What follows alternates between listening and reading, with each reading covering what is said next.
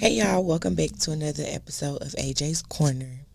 We're gonna have a little girl talk real quick because I've been watching Love is Blind and child, this season is aggravating if I'm being honest. Like poor Marshall. Anyway, so speaking of, so basically I'm gonna catch you up because I know you haven't seen it yet. Right. Um, so there's a couple, Marshall and Jackie. Marshall is a beautiful black man who is really trying his damnedest to show this girl, like, I know you've been through a lot. I know you're going through a lot, but like, you don't have to go through it alone. I'm here to show you that I'm here for you. I love you, and I'm here to be your partner.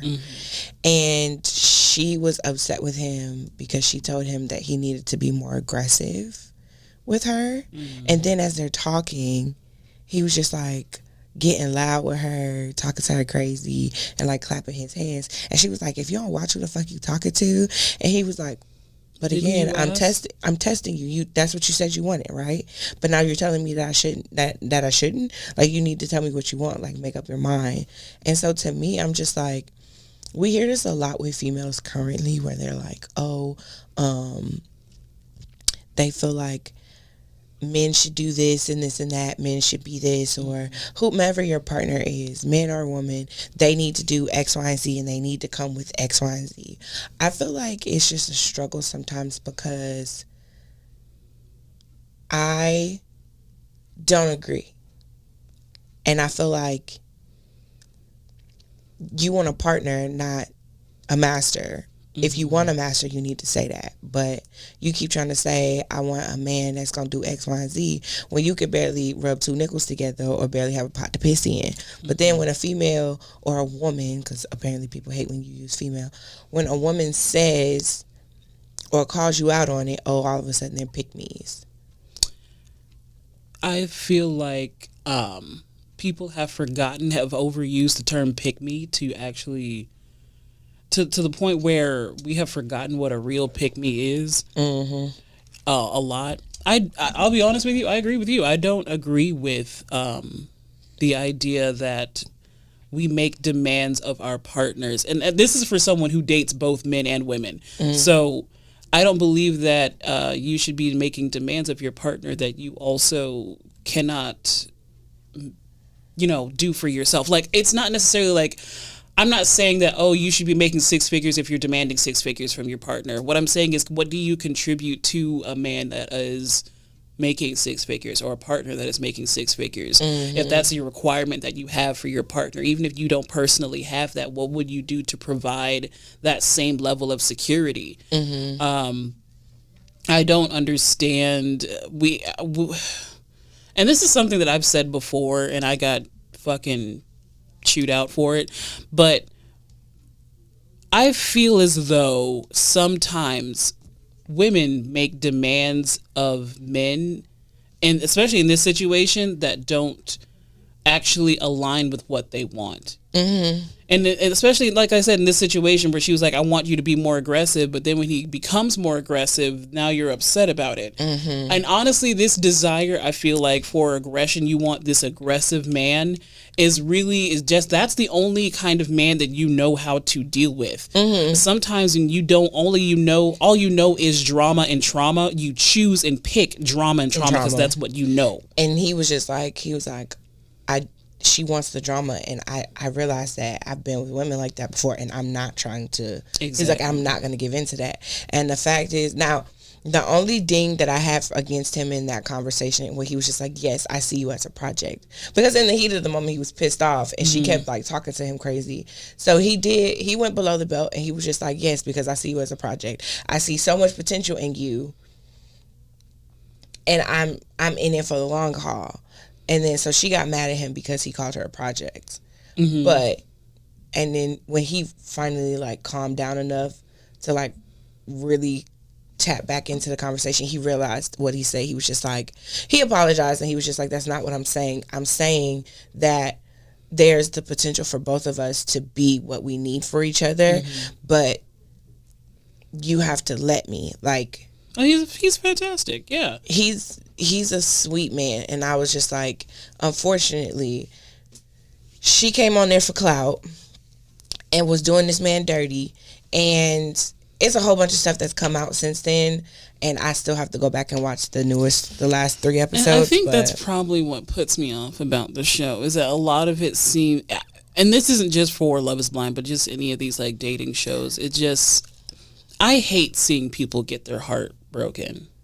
Well, the first 2 seasons are probably their better seasons, but now they're starting to get into the drama of things, and that's my problem. That's gonna make people stop watching it, because the first season was just like, oh my gosh, like these people are really trying to search for their particular their significant other, their person, and the way that they did it is under extreme circumstances. My only ding against the show is like they don't have counselors on set. They really should. They should, especially with this girl who's had previous trauma. Like, she was sending herself in panic attacks. Her own self. She was just like, I just want to make sure that my family is good and my family is happy. Well, you shouldn't have came on the show then. You were not ready to come on the show. And that's also a life thing. Sometimes you aren't ready for a partner because you got your own shit to be dealing with. Correct. Everybody was like, she don't need a man, she need a therapist. And it was just like, it was really sucky, like that she would. I was like, I was more upset for him because you could tell he was genuinely there for a wife. Yeah. He was genuinely there to meet his person. And he really was putting it, like, when I tell you, this man was like, she was crying and he was really like, what do you need? Like, what do you want? Like, how can I help you? You know, you don't have to do this alone anymore. I'm here for you. He got up early in the morning to make her breakfast. Like, he's amazing. That's great. He was about his business. Okay. And when, he found out the other dude she had a connection with was telling her that if there's another connection with, like, if it's nobody else but her, he's gonna pack up and leave. So basically trying to like muddle her mind and make it like where kind of like manipulative to where her other connections are gonna kind of be whatever.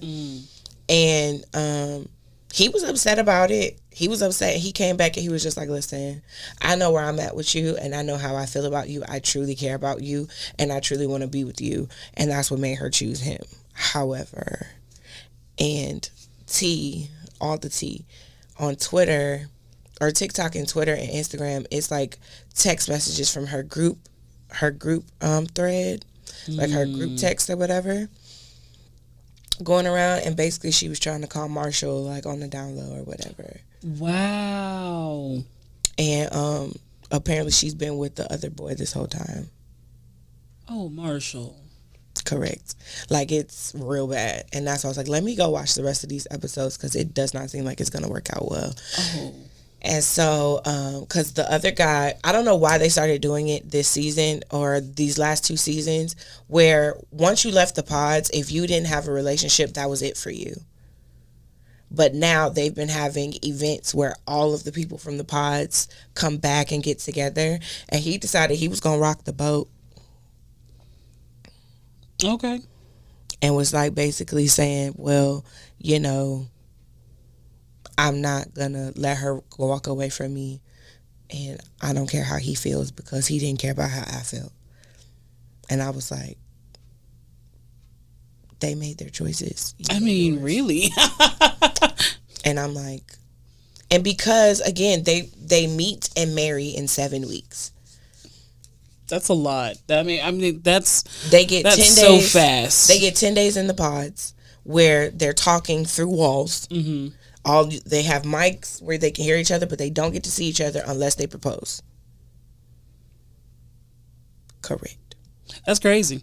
You don't get to see nobody unless you propose. You don't get to have any interaction with them.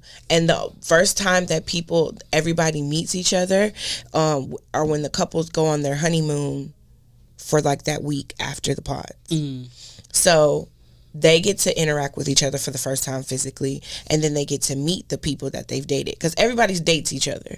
So they start, it's 15 men, 15 women, they date each other, and then once they make connections, they get to start making, we see maybe like a 45-minute to an hour episode, but in the pods they probably can talk for 2 hours minimum, and then sometimes they could talk for 10 hours.